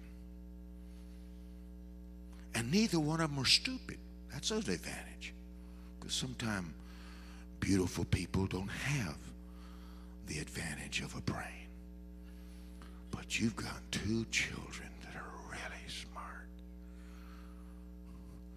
But what if you was trying to save $14 on your phone? The kids could have beautiful experience, but you don't have any memories. You don't have any pictures. Now you don't have an inspiration system.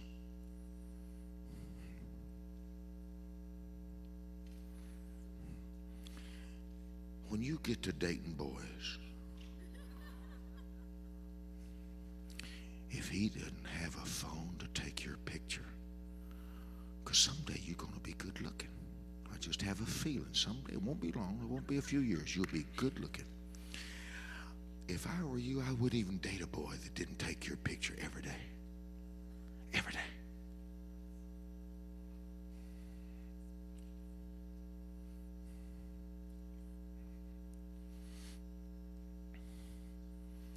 We talk about an information system. We're talking about a task management system. We've talked about a celebration system where you have a table at your house where all the gifts come to, and you have your thank you notes established, because that's your celebration system. When something good happens, you go to your celebration table, and what is your inspiration system? How do you inspire you? How? There should be names in your telephone, because not everybody inspires you. There's people that love you that can't inspire you. There's people that don't even know you that can inspire you. What kind of inspiration system have you established for yourself? Are there sounds that you love to hear? You ever got to choose your ringtone on your phone? One goes, meow. Another goes, Troy, Troy, Troy. And then you have another one. There's all kind of sounds. And then there's ones that's romantic. Ah. And you put that sound with somebody that inspires you. Now, ducks are popular in Louisiana. Pastor Holton used to kill little ducks.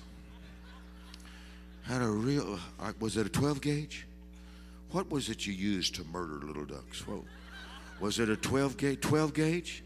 I remember that, because you would never believe the spirit of an assassin is in a man of God. But he and my father would look for these beautiful ducks and blow them out of the air, and they would fall. And then Sister Jackie would make, you didn't cook them. Oh, praise God. You had a conscience in your house. You had a conscience in your home. Now, what inspires you? What excites you? I'm wanting to send Eva. There's a place called Charming Charlie's. Have you ever heard of it? Charming Charlie's. Have you ever heard of that place? Your daughter told you. Been wanting to do that for her. Remind me to give you some money. You'll go crazy in Charming Charlie's. It's got all kind of jewelry, turquoise, every kind of color, isn't it? Give her a sound of excitement about Charming Charlie. Woo! That's Charming Charlie's. You find what inspires you and you put it in front of you. What is the system for you to inspire yourself? How do you inspire you? How? What are the sounds? What are the colors? Who are the people? Who are the people that when you talk, how many ever talked to somebody when you got off the phone, you just felt like, Jesus, come quickly, come quickly. Ever? Yeah. How many's talked to other people that when you get off the phone, I can run through a troop or leap over a wall? How many have people in your life that after you talk to them, you suddenly are in a picnic mood? Nobody here. Wow, I've been gone too long. Pastor Darrell, you've got to be a little more fun than this.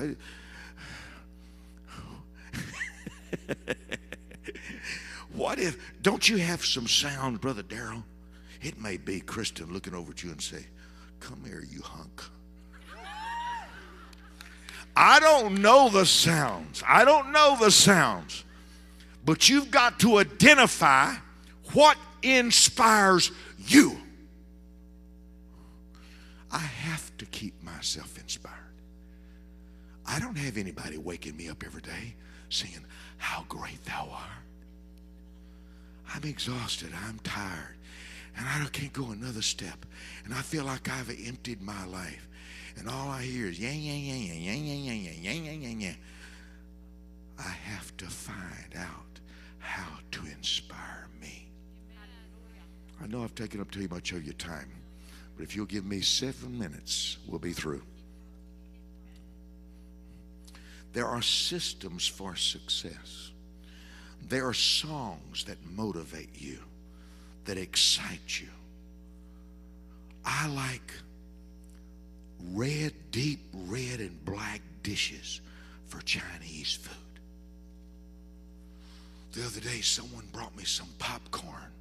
I like popcorn, but it was in a watermelon bowl. Do you know how confusing that is for me? You have any idea what my mind went through eating popcorn, looking at a watermelon bowl? When I eat a hot dog, I want it in a hot dog bowl with a hot dog. When I eat Spanish food, I want some Spanish guitar. I want the sounds that make me want to kiss my own hand. Now, why am I telling you that? You have probably not invested 2 hours of your life identifying a system that will keep you motivated, keep you inspired. See, everything diminishes. Everything takes away your desire. I look at my belly and I just sit there and think, I've just got to remind me to wear black shirts the rest of my life so that nobody sees that belly. I see things I don't like. I hear things that demoralize me, discourage me. And don't worry about it. If you want an iPad, I'll get you one, okay? I'll get you one. Just think about it if you want one. As good as you are, you're one of my inspiration points. I walk in here and I see Kathy.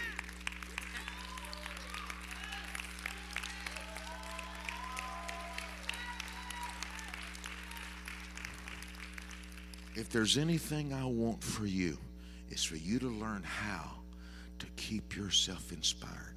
And there's a system for it. There are certain sounds and certain pictures that when you see them, you're energized. You like that. Now watch. I'm going back there to host the Brazilian pastors. And I passed by the aquarium. Have you seen this aquarium on the end of the hall? Need to take pictures because they have searched over 212 countries to find the ugliest fish made, and they're in that aquarium.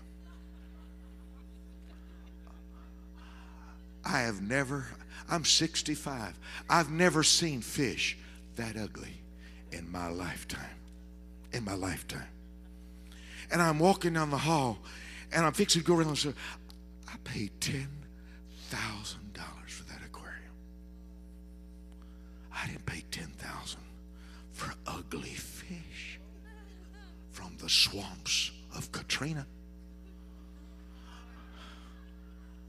And I turned around to somebody, Brother Ron, I don't know who it was. I think I told somebody, and I said, tell Brother Ron, because I tell Ron thing, because he'll change it. All those fish will be on somebody's platter in 24 hours, and he'll. Now, joke for those who are taking that seriously. At home, no, I'm not an assassin of little baby fish. They were just ugly. There's a place for ugly, but not in my aquarium. That company puts them in, right? There's a company puts them in. Fire them. I don't want them here another time. I don't want to see that truck or whoever they are. I want them out of my life. Anybody that can charge me that much money for ugly need to be ugly. I don't want to see those fish. I don't. They're the ugly. They're ugly. I sat there and looked. I looked for something worth looking at in that aquarium. Now, why hasn't somebody changed it before? Because they're comfortable with ugly. Everybody's comfortable with ugly. Oh, that's when people marry who they marry. You wouldn't marry people that others would marry. There's people you see and their husband, wife, they, boy, aren't they good looking? Not really. But to them they are. But that's an aquarium. I want some good looking fish. When I walk down that hall, I don't do it often, but when I walk down that, I want to see something I like. I've got a whole world thrusting things in front of me that I don't like. So I'm going to invest in finding what I do like.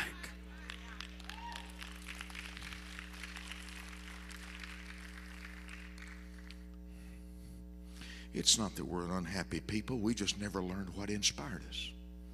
We've never learned what excited us.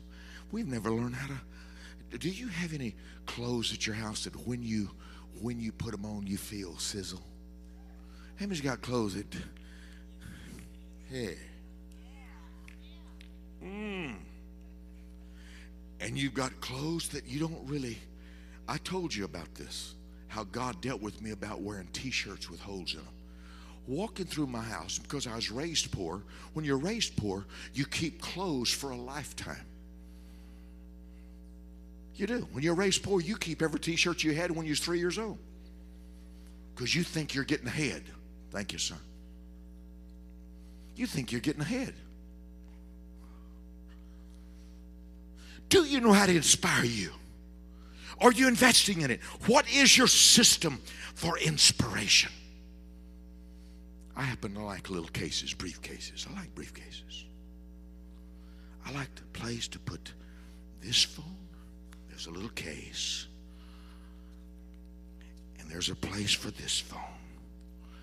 And there's a place for this. And there's a place. I like things in order.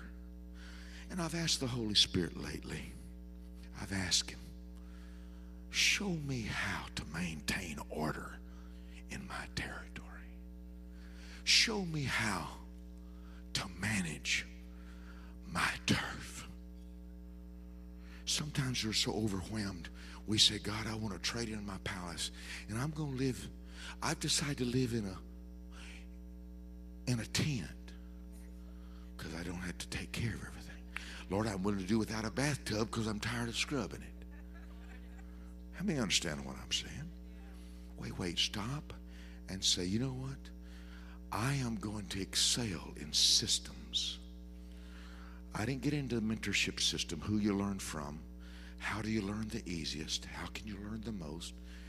But every day I choose the top things I want to learn. And I put them on a huge wall, on a projector. And I look at them because there's so much I don't know. What if you live a whole lifetime and never learn how to unlock you? When I went to get Daddy's first manicure and pedicure, he was really touchy about that because he would never let us see him without a t-shirt. Daddy's very, very modest. I said, Daddy, I want you to have a pedicure. Oh, son, that's all right. I'm not into those things. Daddy, I want a young lady. He's 94, but he's not blind. I want a young lady to sit there and work on your nails. Another young lady is going to take care of you. Oh, so I said, Daddy, just one time. And we can stop it. You ever had a pedicure? Write that down. How old are you? 40 what? How old are you? How old are you? 47. Ooh, almost a half a century. And he's never had a pedicure. This is called provocative teaching. Trying to provoke you. I got Daddy sitting there, and he looked at me, and he raised his eyes, and I'm thinking all kind of things, because I've done some bad things. Not real bad, but like when he was 80, I put him in Disney World, Disneyland Hotel, the roller coaster. Oh, I know. I can't believe I did that. I tell you, he was praying in tongues. I got off. I thought he'd kill me. It hit me as we started to roll it. I thought, this may not be good for an 80-year-old man. I thought I was going to give him a new experience. Wonderful new experience, Daddy. Well, he looked white. I mean, his whole face he was. I thought, my, what if he has a heart attack? I'm the cause. And Daddy looks over at me, and they start massaging his feet in hot water. And Carolyn, they put hot towels around his legs. And Daddy looked over me and says, pretty nice, isn't it? I said,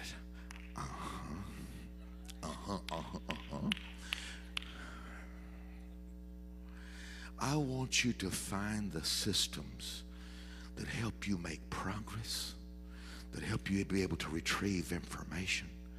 And every day you wake up saying, this is a day as a gift from the Lord. This is a good day. It will produce divine surprises, divine completions. This is a day I will discover how much somebody loves me that I did not know.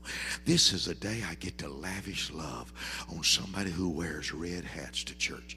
This is a day I can get involved and do something huge for God. You know why? Nobody else is thinking about your life but you. Nobody else is meditating on your life but you. Nobody wakes up every day thinking how they can make you happy. So you need to focus on how to. You know why she wears hats? Hats make you feel good, don't they? Say it again. Oh, yeah. Say it again. Oh, yeah. Say it again. Oh, yeah. Wow, see, she has found what inspires her. She got more inspired than where she said it, didn't she? Well, Brother Mike, I don't wear hats. We didn't ask you to. I'm just telling you need to find what inspires you. Haven't you found out when your house is in order, you get excited about living again? Don't you get excited about living again? Would you stand? There's two parts of the gospel that I emphasize repeatedly. The person of Jesus and his principles. One's the law of God, one's the life of God. One's the king, one's the kingdom. The person of Jesus prepares you for eternity. The principles of Jesus prepare you for the earth. You can be ready for heaven, but you can't buy a car because you don't understand the laws of increase, the law of focus, the law of faith. In the 72 laws that I mentioned in our School of Wisdom, there's the law of protocol, there's the law of focus, there's the law of reproduction, there's the law, but today I want to talk to you about the law of difference.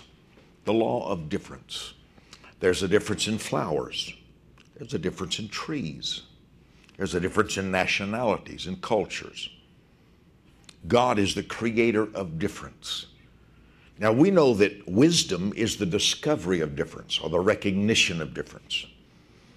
Difference in a countenance, like Joshua or Joseph when he saw the countenance of the butler and the baker. And he knew they had a problem. He saw and reacted to their difference. The Pharisees did not recognize nor celebrate the difference in Jesus, but Zacchaeus did. Jesus hung between two thieves. One cursed him, but the other one celebrated his difference and said, would you remember me? Today you will be with me in paradise. There was a school of prophets in the Old Testament, but one of them, Elisha, had a difference in his passion. One theologian told me that he actually served Elijah, his mentor, for 22 years. I have not gone into the study of that, but I was stunned that he actually washed his feet for him, washed his clothes, and traveled. Why? He saw Elijah's difference. And when Elijah was taken up in the whirlwind, the chariot, remember, it was Elisha who received the double portion. And in Scripture, Elisha had exactly twice as many miracles as Elijah had in his life. Boaz saw the difference in Ruth. The king saw the difference in Esther. The king saw the difference in Daniel. Pharaoh saw the difference in Joseph, and in 24 hours went from the prison to being the number 2 prime minister man all over Egypt. The law of difference. It's important for you to see the difference in others. It's kind of foolish to try to teach a cat to bark, because you've got to find the difference in everything around you. Why am I talking to you about this? Most people live a lifetime studying their weakness instead of their difference. Your difference reveals your assignment. Turtles don't talk, trees don't fly. I know the Bible talks about the sound of the turtle dove, but there is a different function for everything. My eyes don't talk, my mouth doesn't hear, my ear doesn't speak. Everything created has a different function. Have you discovered your divine difference? First, let's talk about God's difference from everything else and everybody else. Numbers 23:19, God is not a man that he should lie. God's major difference from humans, he never lies. He is a covenant God. Hath he not spoken it, will he not do it? God's difference in his character, his difference in his integrity, the difference in his power. I love what he told Job when Job got a little cocky and said, if I could find God, I would argue with him. As long as that was his attitude, he couldn't find God. Finally, God said, where were you when I decided to create stars? Where were you when I decided to fling the stars into space and put planets and oceans? Where were you? Because God knew his difference. But you need to know God's difference from others. He's a faithful God. He's a caring God. He's a merciful God. And he's a God with profound expectations. But what is your difference? There are 4 things I want to bring your attention to. What do you love? What do you love to learn about? What do you love to hear about? What excites you? What energizes you? Number 2, what environment do you flourish? In what kind of environment do you flourish? Even Jesus didn't do well in Nazareth. That's why he went to Capernaum. Places matter. Fish that die on the land thrive in the ocean. In what environment does your best come alive? Number 3, what do you hate? What makes you mad? Anger is passion. Anger is energy.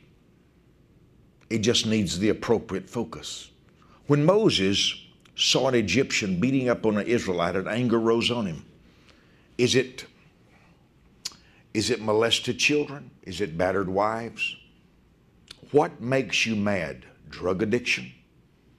I was watching a movie a few days ago where a man was so angry because his child had, been killed through a drug dealer selling him dope. And he was so angry. MADD, Mothers Against Drunk Driving. That mother who started that organization saw her baby splattered on a pavement, killed because of a drunk driver. That's why she birthed that organization. Your anger is the birthplace for a change and for what makes you cry, what makes you weep. Pay attention to your sadness. Don't try to run away from sadness. Identify the cause of it. It may be something God wants you to heal. God wants you to change. This is my incredible gift of celebrating your seed of $58. Thank you for standing with my ministry. In the 58th chapter of Isaiah, he offers 4 rewards. So when you plant your seed on button 8, ask for the law of difference, how it can help you succeed, and expect your harvest.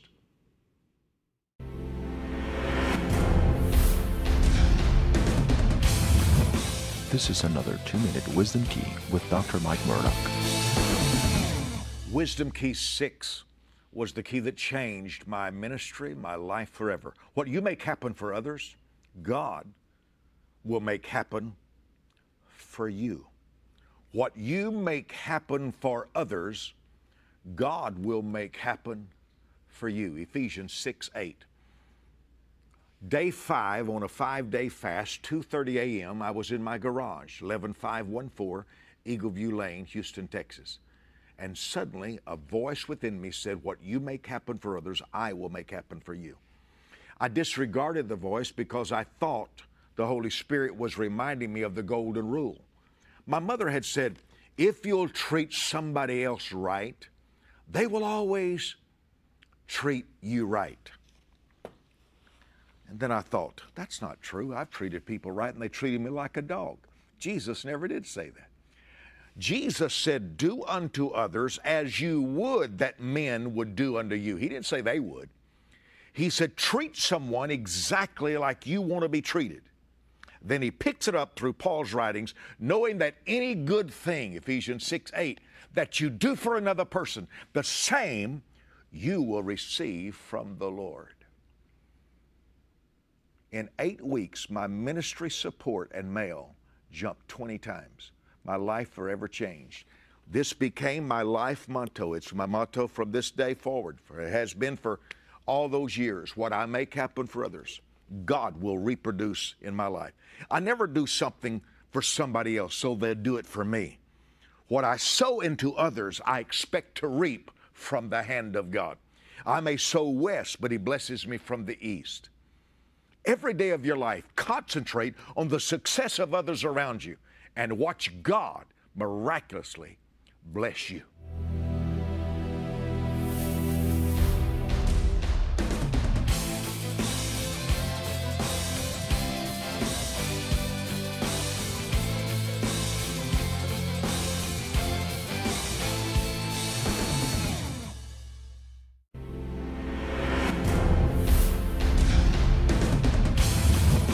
This is another 2-minute Wisdom Key with Dr. Mike Murdock. Have you ever noticed in my book, 1001 Wisdom Keys, Wisdom Key 83, God never responds to pain, but He always responds to pursuit. I have had some people contest that and said, don't you say that God's touched with the feelings and infirmities. I said, yes, but He doesn't do anything about it. How do we know that? 5 feet from the hem of the garment of Jesus, the woman who had hemorrhaged for 12 years received no attention. 4 feet away, no attention. 3 feet away, no attention. 2 feet away, no attention. 1 foot away, no attention. But when she touched the hem of His garment, He said, something happened. Who touched me? He said, I perceive that virtue hath left me. They said, God, there's a lot of, Jesus, His disciples said, there's a lot of people around you that's touched you. He said, no, somebody touched me with a purpose. What happened? She pursued Him. You have no right to anything you haven't pursued. The qualification for receiving is asking. Matthew 7:7, ASK, ask, seek, knock. Ask, seek, knock. Ask, seek, not. Pursuit reveals passion. Reaching reveals trust. The blind man cries out, Jesus, thou Son of David, have mercy on me. Nothing happened until he cried out. Zacchaeus climbed into the tree. Jesus said, can I go home with you? Wow. Isn't that amazing? You can hurt all day and nothing happens. You can cry all night and nothing happens. Tears don't attract God. Pain doesn't attract God. Why did God let this happen? You got to reach. You got to reach. You have not because you ask not. When you ask amiss. It's the difference between your success and your failure. Reaching.